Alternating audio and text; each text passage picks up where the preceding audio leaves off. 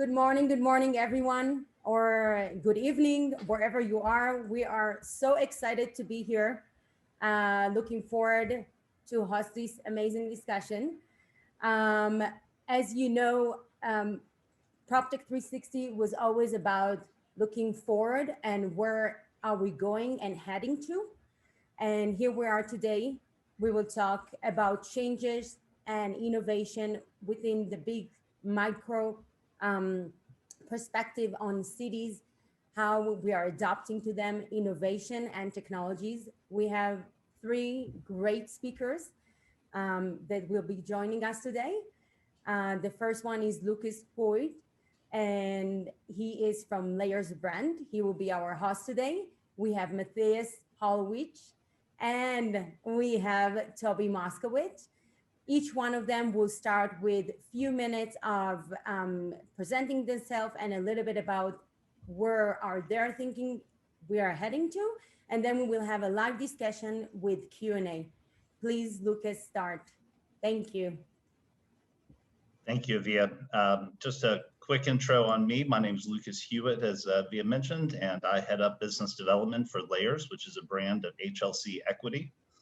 And Matthias, if you want to start the presentation here, I'll go through just a quick introduction. I thought I'd do a little background on HLC Equity and Layers and why we're involved in the presentation today. So next slide. You can go to the next one. So HLC Equity is a multi-generational real estate investment management company. We've been around for about 70 years and have invested in a lot of different types of assets.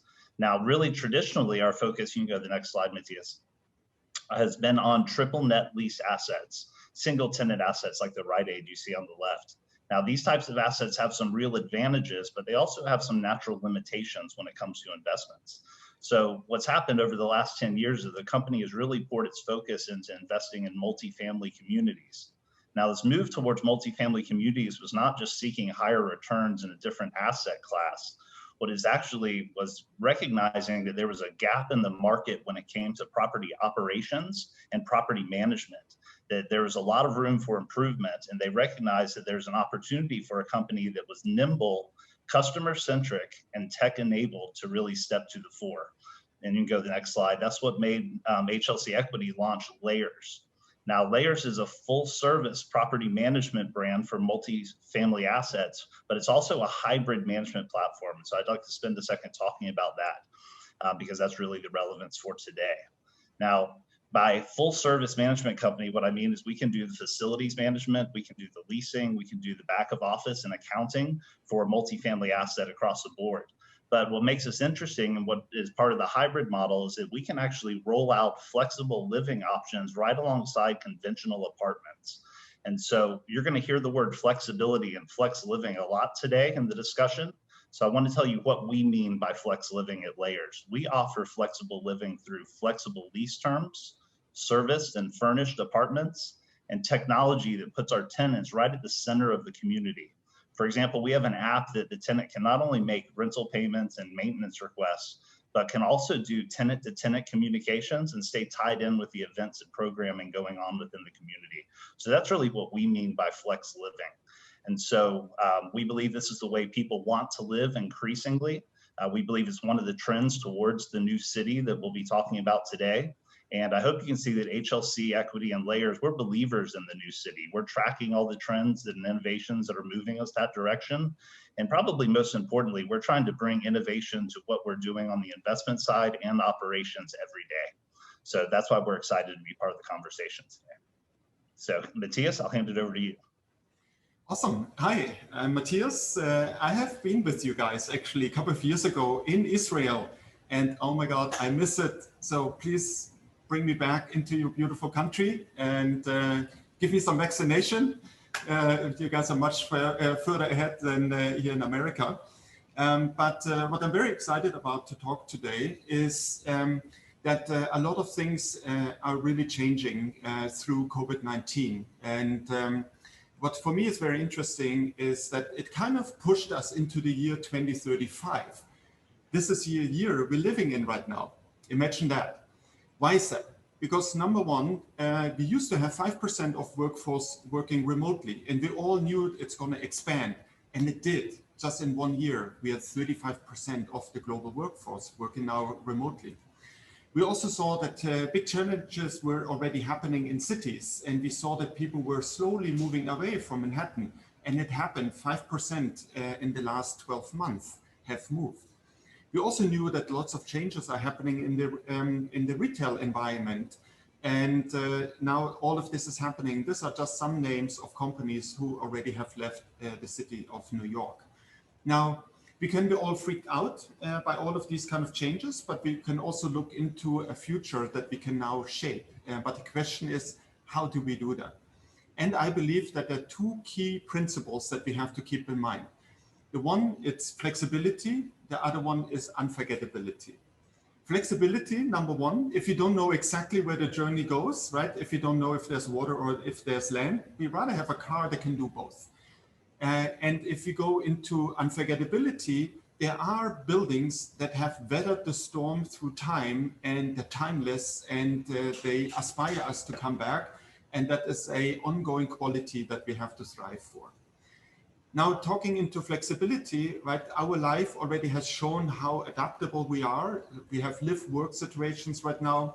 New York, suddenly streets became restaurants. And we have seen that office buildings or retail spaces became already temporary office environments. To be proactive about this, we looked into something we call flex work, where we're taking a very simple structure with double height spaces, and we create mezzanine elements that we can plug into the office building to create incredible flexibility so that you can run it as a light manufacturing building, retail building, and office building with different densities. So here, for example, the multi-tenant scenario, where it's raw space with double height expression. And now we can densify it, for example, with a mezzanine, and this can be curated with all kind of different programmatic purposes that can evolve over time and can adapt to all the different needs.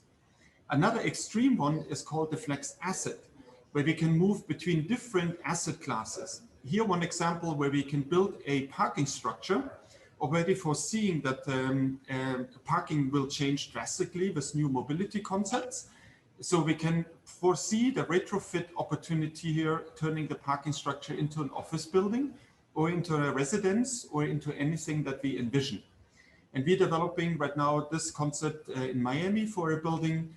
We're also working in Germany on a flex asset that's moving between hotel, residence, and office almost seamlessly in the future. The second part is unforgettability. And unforgettability, here are some references of buildings that I visited in my past that I never forgot. This is, for example, Frank Lloyd Wright, the Soden House. I entered this interior space and it's just magical. And I will never forget the feelings I get about this place, and I always want to come back, right? And when we think about the future of housing and the future of offices, we have to create places where we want to come back to. Or coming to the beautiful city in Jerusalem, I always go through all the different religious sites. And as a Christian from Germany, I knew I'm gonna see a church, and I predicted that I'm gonna just see a church the way how churches are. But no, this is a really different place, right? This is a weird chapel, burned out, very emotional, and very different. And I will never forget my first experiences in that space in here. And the third one is, for example, the Guggenheim Bilbao. Right? You see this kind of novel building that landed in Bilbao, that rebranded the whole city, and there's an incredible longevity to it. So now we can use these three different elements of familiarity, emotional, and novelty, and we can plug that into buildings. So for example, for a project in Jerusalem right now under construction, we used Jerusalem stone, we adapted it to the building, and we created something that is very familiar for the city, but also slightly different, so that we hope when it's all done in a year from now, that people come back and will remember that this is a big building that fits perfectly into the culture of a place. Then there is the emotions. There are many different emotions that we can create, from joy, distress, anger, fear, surprise, and disgust. And I rather focus on the joy, right? This is maybe the best one to choose for architecture.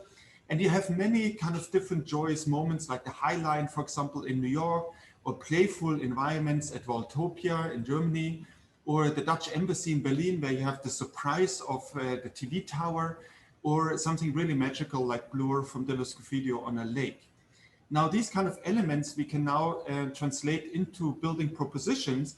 So here, for example, this is a wood timber structure that we're doing right now in Cologne. And it's very rational. And then we create this kind of joyous moment of the entrance out of very particularly designed elements in here. And you see already how this kind of moment resonates into the plaza and creates a special moment that people will never forget. And the third one is a novelty, something incredible, different that we have never seen before. And this is, we can do a lot through sculptural elements that can be inspired by artists. And my critique is that in the 60s, architecture and the sculptural elements were separated. We tried to bring them back together again. Here, a project actually with Toby, and she's going to tell you much more about it, what's really happening in the building. But our idea was that we create this kind of sculpted element that lands on a kind of industrial plinth in the middle of Bushwick. And it has this kind of novelty that resonates out into the open of the urban environment, but also the specificity, how it engages, how the building engages with the public and is generous and invites people into it to be curious and to explore the program within. And with this said, Toby, now I put you on the spot. Tell us a little bit more about it. Good morning, everybody who's on the East Coast. Okay, you can go to the first slide. So, I'm going to start with the building that was one of the early collaborations that I was lucky enough to have with Matthias. And this is 25 Kent, which, those of you who've driven down the FDR Drive and looked towards Brooklyn have seen this. And this is a manifestation of everything that's been said and what we're talking about right now, which is, the old meets the new. It's a building that was really envisioned well before its time. I worked with Matthias and his firm, and it's a true manifestation of contextualized architecture, but also reimagining work with spaces that were set up to be modular. And also just visually, as you see, it's a good segue because it hits every point Matthias mentioned. It's true contextualized architecture using traditional warehouse elements, but a completely different form. That you look at it and it feels like it makes sense, and certainly, is very, very, memorable. And we've had some amazing tenants already move in, including Kith and Amazon Music shortly. So let's continue, Matthias. So, we're really at a weird moment in time. There's over the last 10 years, there've been a lot of changes and evolution in and around a word that's been bandied about, evolution and PropTech. And really much of it in our industry, real estate, has really been around what I would call business model innovation and incremental changes and improvements in an industry that, because cash was flowing and things were working, wasn't really incentivized in its inherent sort of core to make any changes. So let's move on to the next slide.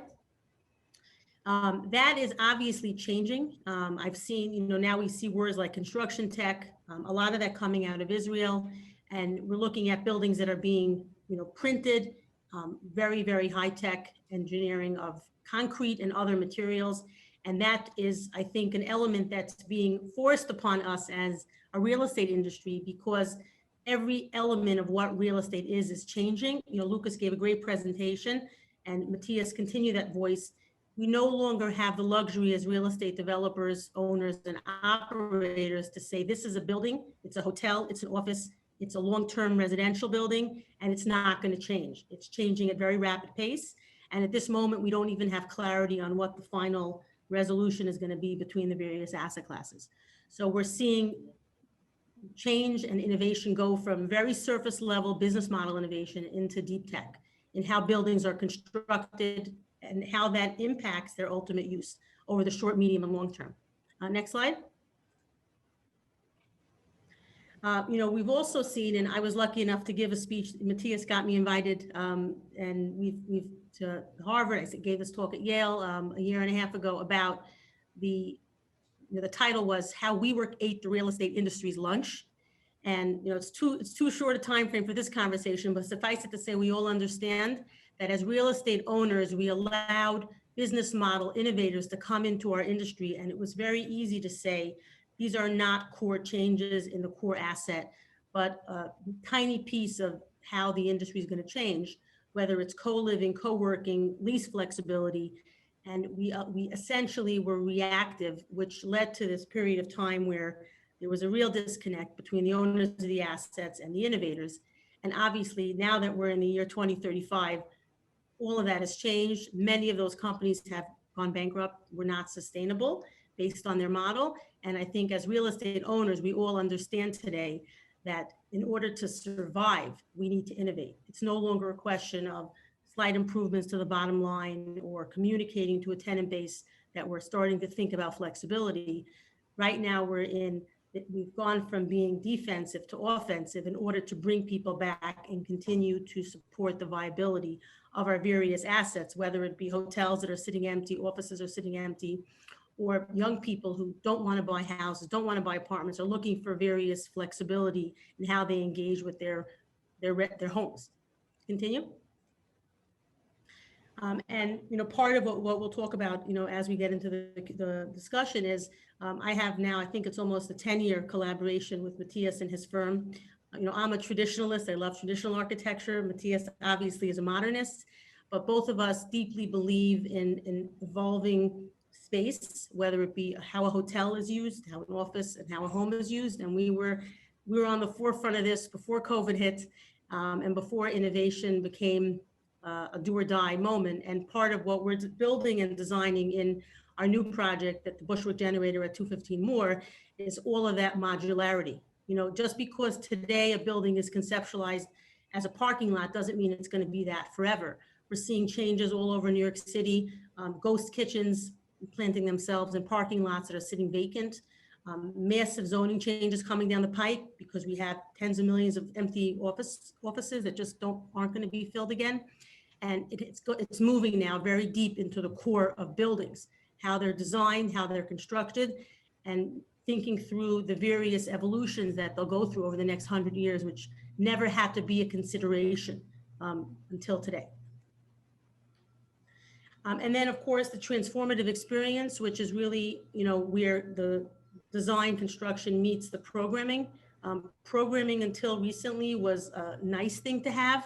Owners were bringing in shared workspace companies and others to help build an element of community, an element of interaction. And obviously today, starting simply with office, before you look at what it means to live in an apartment and attract tenants, we need to think about how to bring our tenants back. They're not coming back on their own.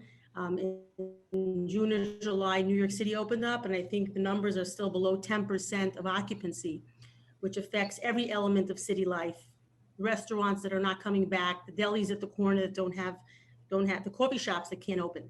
We need to delve into and think about what is the experience of the future in every asset class, residential, hotel, or office, as they all meld together flexibly.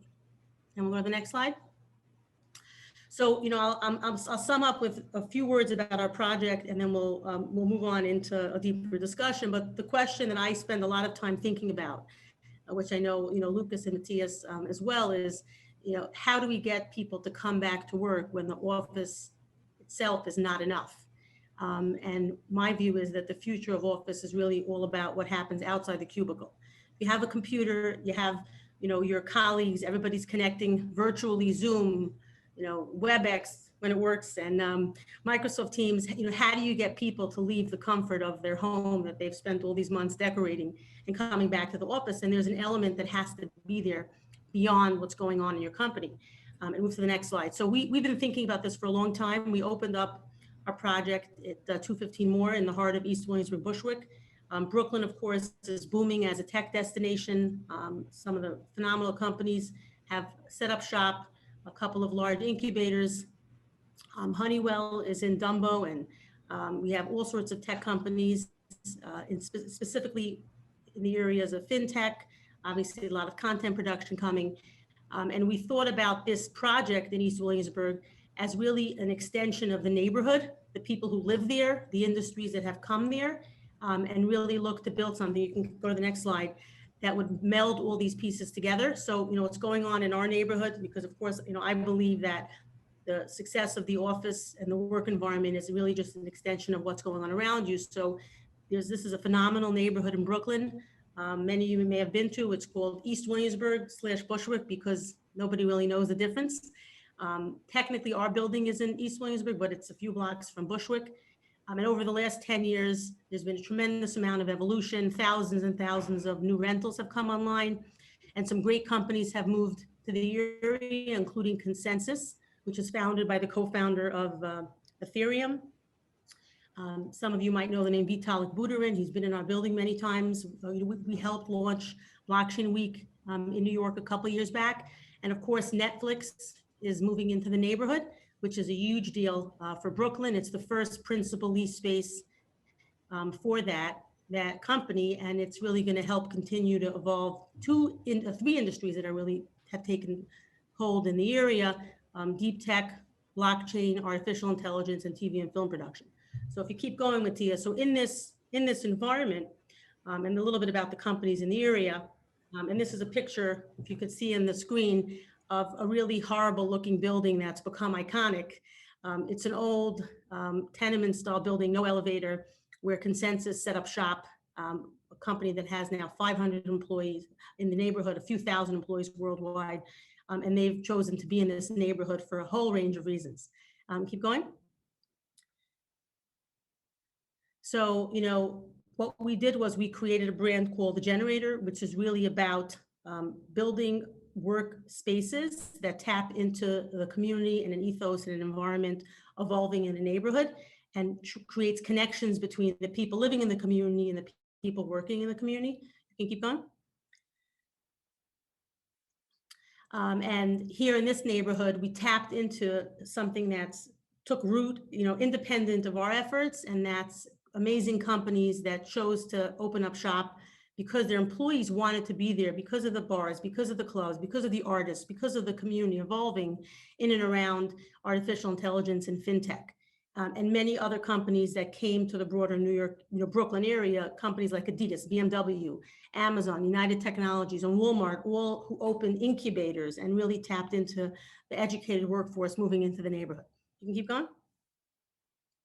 And this is just an example of some of the things we've done. We opened up a local incubator space, had various companies move in.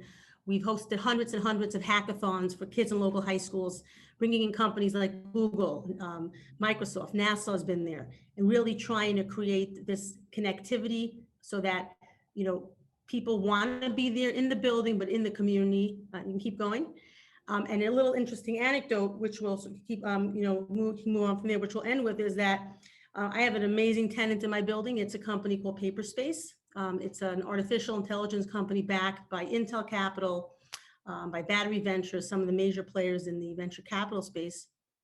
You can go to the next slide. And essentially, how did they find the building? They found us. Company picked themselves up from San Francisco. Their friends live there. They heard about Bushwick.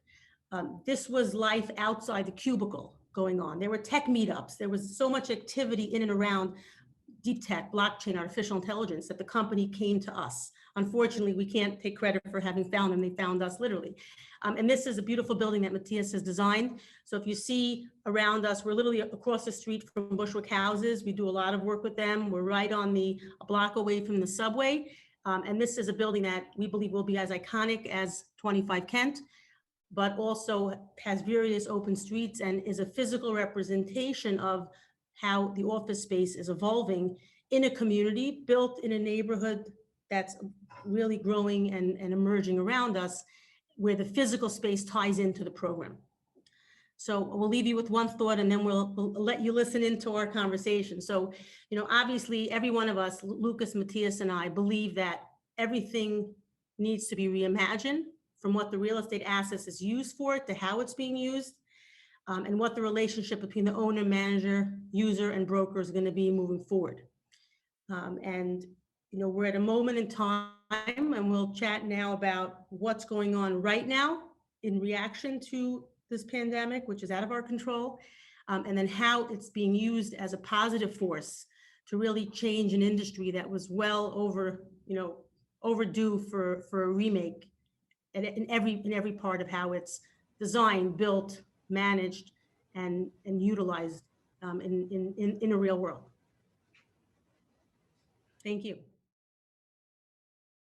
All right, Toby, Matthias, that was great. Thank you so much. We're going to take the next few minutes and have a panel discussion, some questions that we prepared just to kind of keep things rolling. And then if you would, in the audience, feel free to use the Q&A comment section there to put in your own questions. And at the end of the discussion here, we'll open it up to questions from the group. So we'll get things started. I was a philosophy major, so it's kind of a philosophical question to start. What do you really consider to be innovation in real estate? What does that mean to you when I say I'm an innovator in real estate? You meet someone who says that they're an innovator, innovation's driving their company. What does that really mean when it comes to real estate?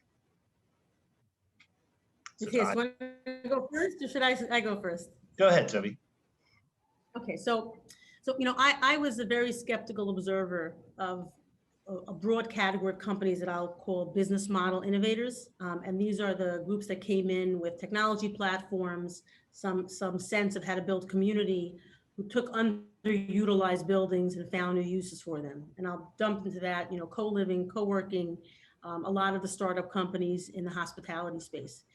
I think for me, innovation really means reimagining anything and whatever element of change it incorporates.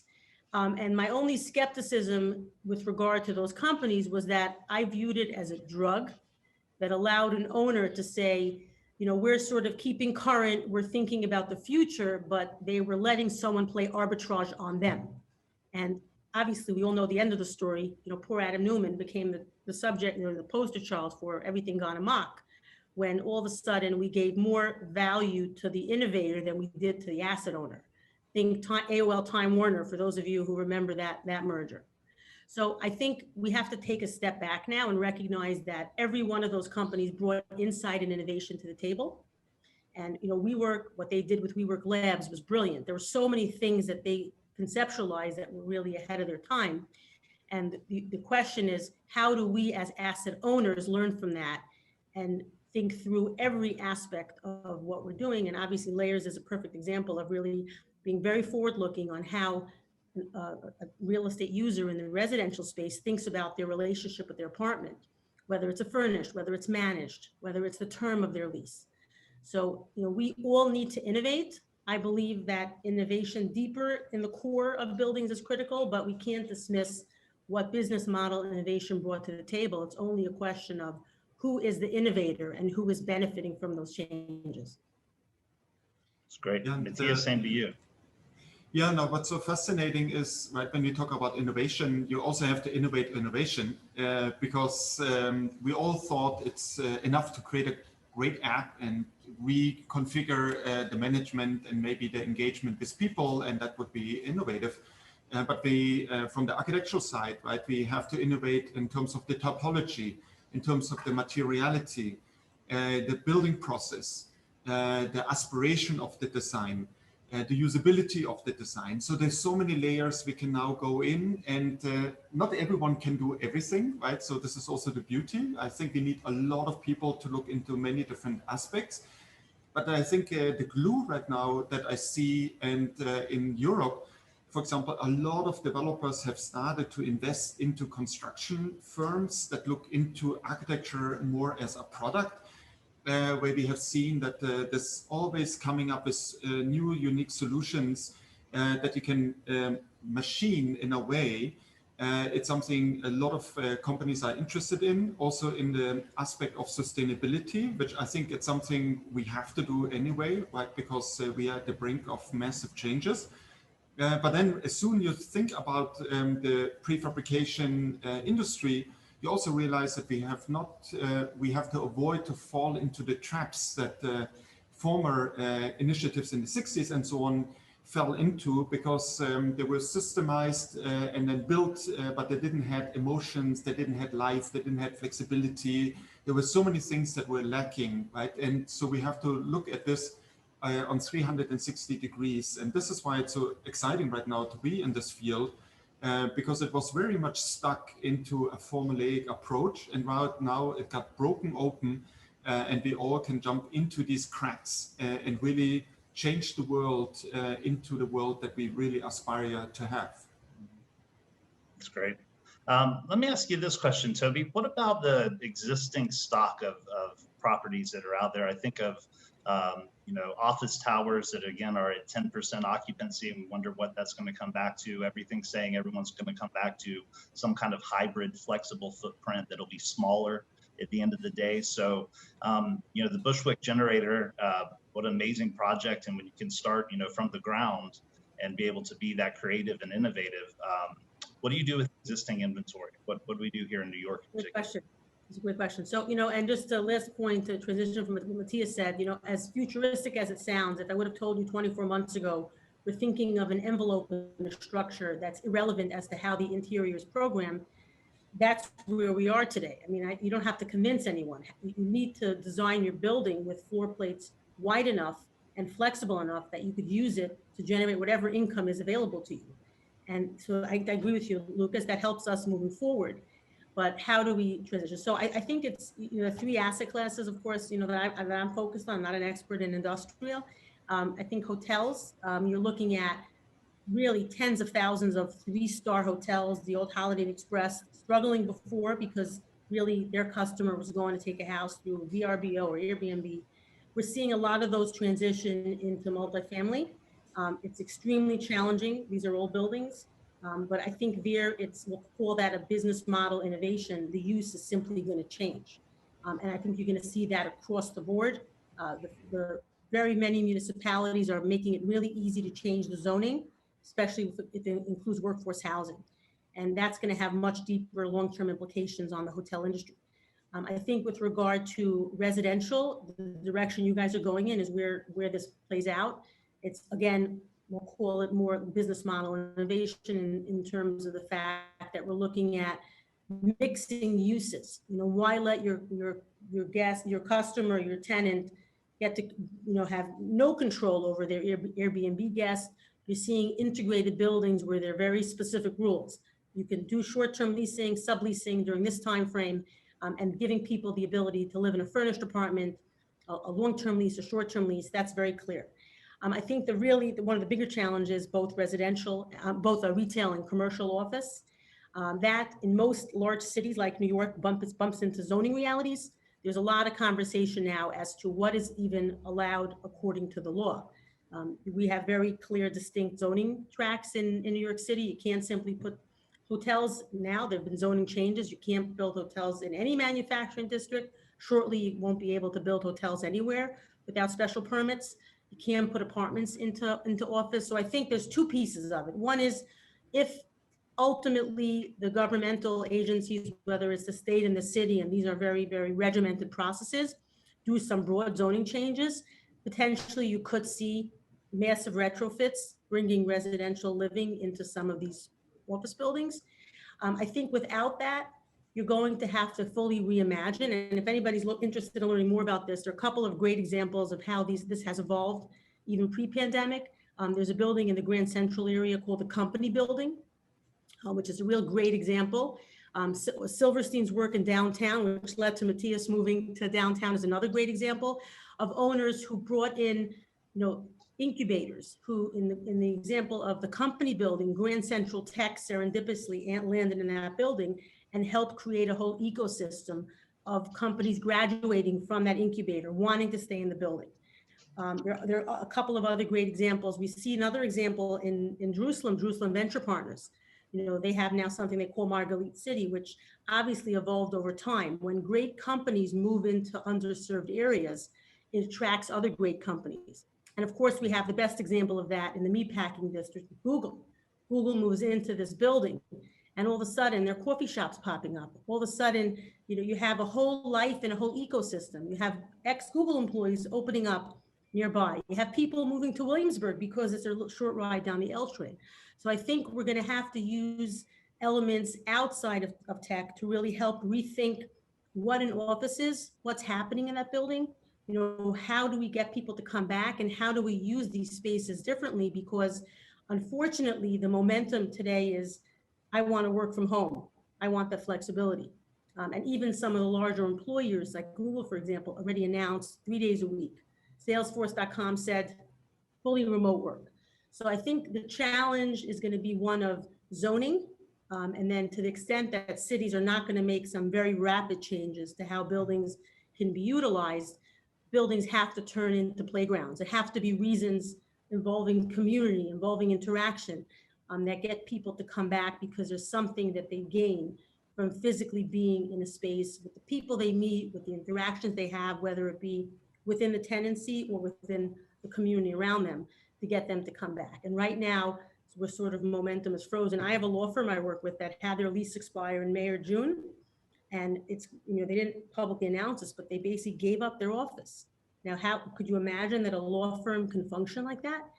Eventually, of course, they'll have to take space again, but you know, we're looking at a universe where what an office means has to be fully reimagined, because otherwise the momentum right now is, you know, people are just very comfortable in this work from home. And I think when the studies start, if they've started already, I see from my own employees, it's impossible that productivity is the same when you're home versus in an office. When you're surrounded by people who are working, it creates an energy. There's no dog to walk. There's no frying pan sitting on the stove top, you know, calling you to make those pancakes. There aren't distractions. And then you have the energy of being in a productive environment. So obviously I believe in the critical need for the return to office, whether the uses change or they stay the same and are dramatically upgraded. That's great. Go ahead, Matthias, what are your thoughts? Just want to add one thing, which is interesting about converting office buildings now into potentially residence. We have to make sure that we don't fall in the trap to also then have just residence where we need much more flexibility again, also for that typology. So the one other project I haven't presented is called Flex Live, where we're looking into intergenerational living, right? Because you also want to bring the senior living world into it, the hotel component into it, the live work component into it. And then when you think about also work housing, right? So for Google, for example, having maybe a building that they own and run also even for their employees as places to stay, because they travel also between a lot of different cities. There's an incredible potential to not just say, okay, let's convert these and it's going to be residence. It's like, no, let's find a new type of residential product that really makes sense to become much more future-proof than anything that we have done before, because this is not the last pandemic. We also have incredible migration that will happen because of climate change. But all of these things we should put now into our minds to really create a resilient future. That's great. It's a great point about the flexibility being needed in the next use. Just changing uses does not mean it's flexible. Yeah, that's a great point. Let me switch for a moment to go over to talk generally about PropTech. Each of you have mentioned the role of technology, ConTech, you mentioned Toby. What do you think about the evolution of PropTech over the last few years, and particularly, you know, during the pandemic, compared to where we're going to be here, hopefully, as we're coming out of the pandemic? What do you think about the status of the PropTech world? So, you know, I think that, you know, the way I see it is obviously there were really core technology advances that were out there. You know, whether it's, you know, how electricity is moved through a building, whether it's the actual physical construction, you know, the use of concrete, which is certainly, you know, Google's announced trying to transition to timber, which is not necessarily practical for large buildings. So whether it be the physical, you know, plant, how that's created, how it's managed, but ownership to the great degree, even though a lot of big owners put money into these funds, Fifth Wall and Metaprop and others, it was really on an as-needed basis. It was very much defensive, as opposed to it being a proactive effort. And then ultimately on the business model innovation side, as I mentioned earlier, that was the drug. So I'm innovative. I have a WeWork in my building. I'm innovative. I'm offering Hello Alfred concierge services to my tenants. These were core functions that obviously you guys are building in and everybody needed to build in. So I think today we're in a moment in time where it's now about survival. It's, you know, how could you go ahead and build a brand new building, to Matthias's point, and not think about the fact that in 24 months from now, it might have to transition in its use. You know, how could you go in and put in boilers without thinking about, IO and the communication between the actual tenant, owner, and the physical property? You know, what happens when people don't come to work and a building's sitting empty for so many months? So all of these things are now proactive pursuit by owners. Even I think the most, you know, people that were the most fearful of the future and most fearful of changes. And critically, money flows always impact things. And it was really hard 2 years ago and 3 years ago to come to an owner of a fourth generation multifamily asset in New York City who kept seeing that money flowing for generations and try to explain to him why he needs to change how he does something. But in today's environment, there's no asset class that hasn't been affected. You don't have to explain to someone why they need to rethink things. And it goes back to your first question is, innovation is change. And it was an industry that for so many decades, things just worked. The money flowed without any changes. And it was a fight to get people to think about innovating. And that's where that arbitrage stepped in. And I think that's no longer the case. Now it's a fight for survival. It's a fight to come back into relevance. And all of that needs change and needs innovation. And it's, in my view, this is prop tech, construction tech, whatever word you want to use. It's the industry's moment because everything has to change in order to forget about survive. We're barely surviving in order to be relevant once again, whether it's the retail space, whether it's how leases are signed, or even how commercial tenants sign brokerage leases. Nobody's thinking anymore about a 10 or 20-year lease in a building and the time and money invested to get that tenant. So right now, innovation is how we're going to both survive and thrive. I think that's great. We've only got a few minutes left. I wanted to go to a couple of questions that we received from the audience. So appreciate everyone sending those in. Please continue to do so. One of the questions that came in, and I'll go over to Matthias here to start, is that large companies that end up being the anchors for these developments, what's the impact of those companies? Are they really providing jobs for the nearby community, or is it just helping that one developer who landed the big fish? I think what is so important that we have to stop to always think just about a plot in the building. It's really about the context. As Toby also outlined, it's essential for the attractiveness of places. We designed, for example, the Macherei in Munich, which is a whole new neighborhood. And it's really thought through all the different elements about companies moving in here, the impact to the neighbors, and how they can also benefit. And I think we all have to become much more generous about sharing the success of a place, right? Because by sharing it, we also know that the places become better and more successful. So that's why I think it's really important to go away from the silo thinking about the competition thinking and really join forces to make it relevant and with this also attractive for the communities around it. It's great. It helps when the government is thinking that same way, and will help you with zoning and such as well to make that a reality. Mm-hmm. Had one other question here. I'll put it to you, Toby. Is related to the user of the real estate. So you've got the user, it's the resident and a layers community. You've got users that are the office users. You talk about having to build something outside of the cubicle to bring them back. Do you think that both the pandemic has really changed the relationship of the user to real estate? I talk about space as a service a lot in my business. Do you think it's fundamentally changed now the way a user, that we are even talking to them as users of real estate?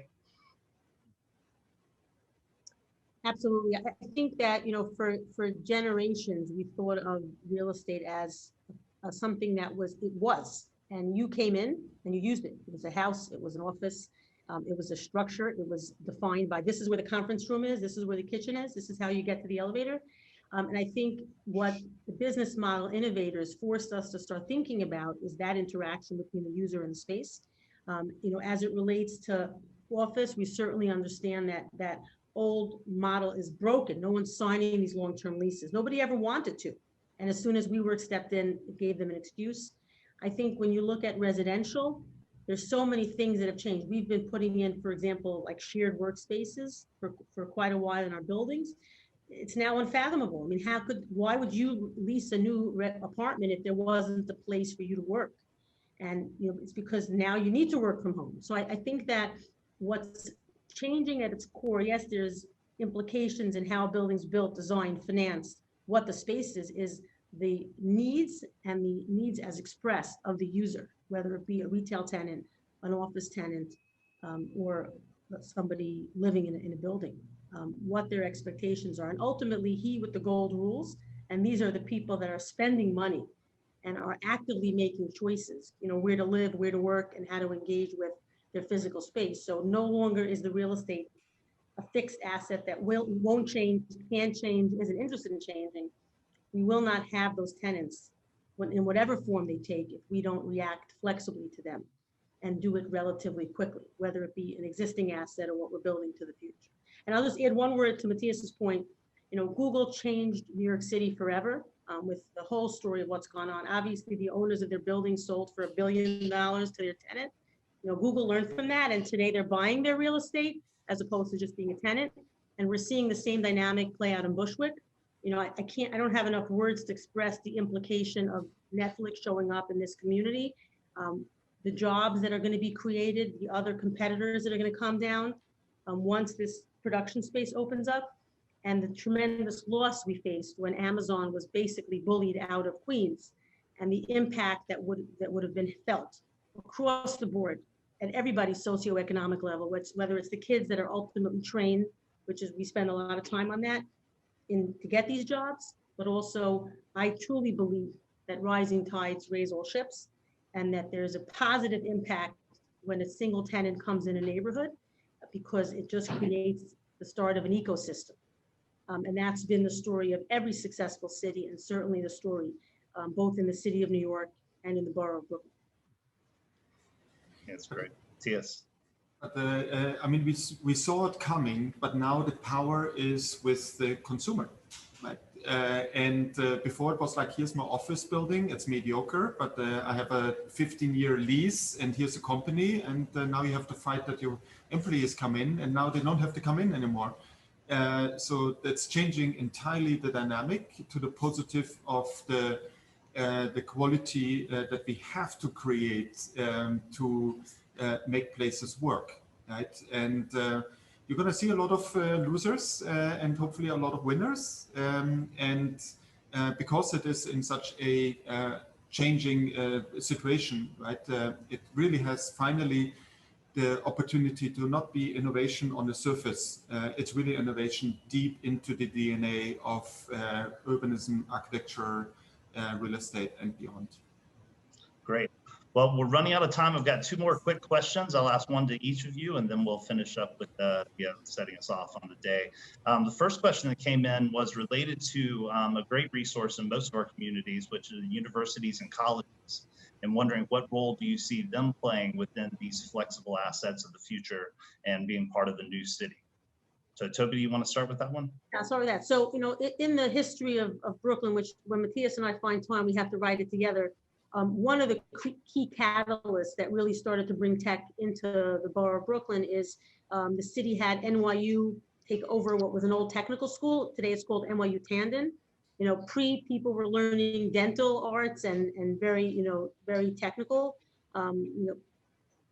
professions. Today it's a full-scale engineering school. We see the same thing with the Cornell Technion, which has had a transformational impact on New York with the quality of PhDs, research, and companies. So I think universities and then creating accessibility is a critical part of the success of any city. We are actually a partnership with a couple of the engineers at Cornell Technion, creating mentorship opportunities. We work closely with Matthias's firm doing the same in Williamsburg. So I think the presence and the interaction with these brilliant engineers needs to be a critical part of the success of any city. And it's been the case in New York, and it will continue to be the case in any urban environment that succeeds.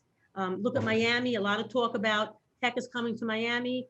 I'm not an expert on the state of the colleges and universities, but engineering talent breeds engineering talent, entrepreneurship breeds entrepreneurship, and certainly an ecosystem is critical to the success of any city in every element that we've discussed.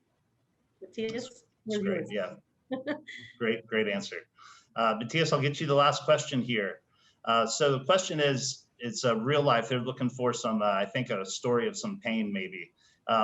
Tell us about a project you've been working on that maybe finished during the pandemic, and what were the impacts of that on you? Did the project end with the same vision you had at the beginning, which I'm sure started before the pandemic? How did that impact you as you try to bring this all to reality? Yeah, I cannot talk about projects which get finished during the pandemic because the ones we're having right now didn't. But I can just say that what happened in the US, that all the early projects that we had in early phases have stopped. But in Germany, a lot of new projects have started. But every one of the project already has a North Star that is about now, how is this different than before? And I feel that the requirements for quality have been bumped up because that is the value, right? That people see in the future. You cannot do anything mediocre anymore. Finally, this is over. Yeah, having seen projects being finished, I think that's the biggest challenge, right? When you did it before and you leased it well, you were fine. But when you're now in the middle of the pandemic and you're ready with your beautiful project, but it's outdated, it's absolutely the wrong time. And lots of companies try to retool, try to reinvent, but because we have never thought about these kind of challenges and possibilities and also flexibilities, many of these buildings will have huge problems. And you see it in the condo market in New York. I mean, just the luxury condo market is over and you still have thousands of apartments being finished, right? And that's, I don't want to be in these developers' shoes, having not seen these changes already like 5 years ago, which you could have seen, I believe. Lucas, if you don't mind, I just see two questions on the chat, which I'm going to quickly address. One is, will these large companies provide jobs for nearby communities? And the other is, would you consider the benefit of employees making space available to colleges and universities to conduct courses and programs in the work environment? So I want to say that we've believed in that, but also put our money behind our mouth for a long time. And we've done this in partnership with Gensler initially, and now Matthias's firm. The generator space that I mentioned for the last 2.5 years, it's basically been a platform for education. We've had hundreds and hundreds of hackathons with local volunteers from some major tech companies. And we're in the process of formalizing that with engineers out of Google. We've been doing this for 6 years in the design and architecture space with the local high school. Now Matthias is working with us. We've had people from city government, other architects speaking to the students, and we do an annual design competition. So the answer is, we certainly believe that a critical ingredient in the growth of an ecosystem that helps seed an educated workforce, that helps create economic prosperity and economic equity in a community is that open door.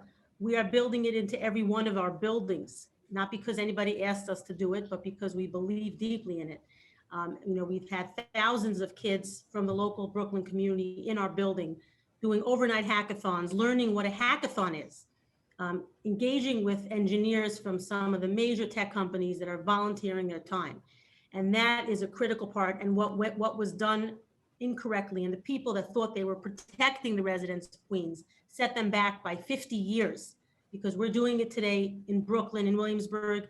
We're looking at potentially doing something with a partner here in Miami to launch the generator brand. And Queens lost the opportunity to have a phenomenal company in Amazon. It was not publicized properly. Amazon committed millions of dollars to job training in high schools and beyond.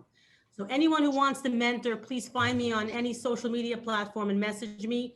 We're looking for engineers. We're looking for architects for the various programs we currently run. And we're launching a phenomenal program with an engineer out of YouTube around data analytics. In June, we're looking for donations, partners, mentors. And this is a critical part of how to create robust ecosystems and continue to draw people to your city. For me, it's New York and it's Brooklyn, and building a phenomenally strong educated workforce that will keep driving. And I'm going to end my little piece with one word of optimism. Look at the history of leasing in the last 9 months. Every company that is in that growth trajectory signed and took space. Amazon, warehouses, offices, they took over WeWork space. Twitter, Facebook, everybody's in expansion mode, and obviously Google. They are betting on the success of New York. They're betting on the resilience of New Yorkers.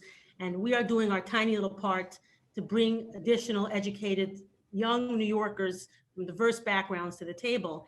And that's where New York is, still one of the best workforces in the country. And certainly that's the case for any city that's going to recover and rebound and be a powerful force in innovation moving forward. Matthias, I agree. Get to that. Yeah, totally agree. Yeah, I just want to wrap it up by, I think the other big topic is social justice, and this is tying it into that story. I think we have to learn again to be generous, because being generous really kind of builds community. It also builds a future, and it goes away from the kind of superficial kind of ideas of success. And this is my learning with Toby, incredible generous to the community around the development sites and asking the city to double the density. It's a big ask, but when you're generous to the outside and really invite people authentically into the success of a development, then everyone starts to pull on the same string. And then you excite young talents to also innovate and become part of this incredible industry. Of course, we want to nurture also the future by future talents, which is as important as nurturing the future of projects and buildings. I want to give also Matthias, one second, I want to give a shout out. We actually have students watching this from the Williamsburg High School for Architecture and Design, who all are from Brooklyn, most of them from New York City, and are hustlers, and they're working with us. They're on this 3-month program where they most recently heard from a young woman who works for a venture capital fund. Last week 2 weeks ago, we had the head of the New York City Department of City Planning. And in the next month or so, we're going to start a design competition. So it's an example of what Matthias just mentioned about helping promote economic equity and working to give everybody a chance to improve their quality of life, improve the quality of life of their family, and use the tool of real estate to get there. So thank you guys for joining us. Yeah, thank you. I think it's a great point to conclude on with social justice. It's great. I learned a lot today. I think everyone did. I hope everyone learned a little bit about our firms as well and what we're doing to try to bring this new city to life. Avia, I'll hand it over to you for just final comments, and we'll let everyone go. Sorry for going a little long, but thank you for all the questions. Absolutely. I want to thank these 3 amazing speakers that really brought the discussion, and for you, the crowd, for joining us, for HLC, helping it putting together. I think that was a very insightful and interesting conversation. We could talk 2 more hours from what I see, but we have to wrap up. So thank you for the audience. Thank you, Toby. Thank you, Matthias. Thank you, Lucas. And we hope to see you next time on our next webinar, everyone.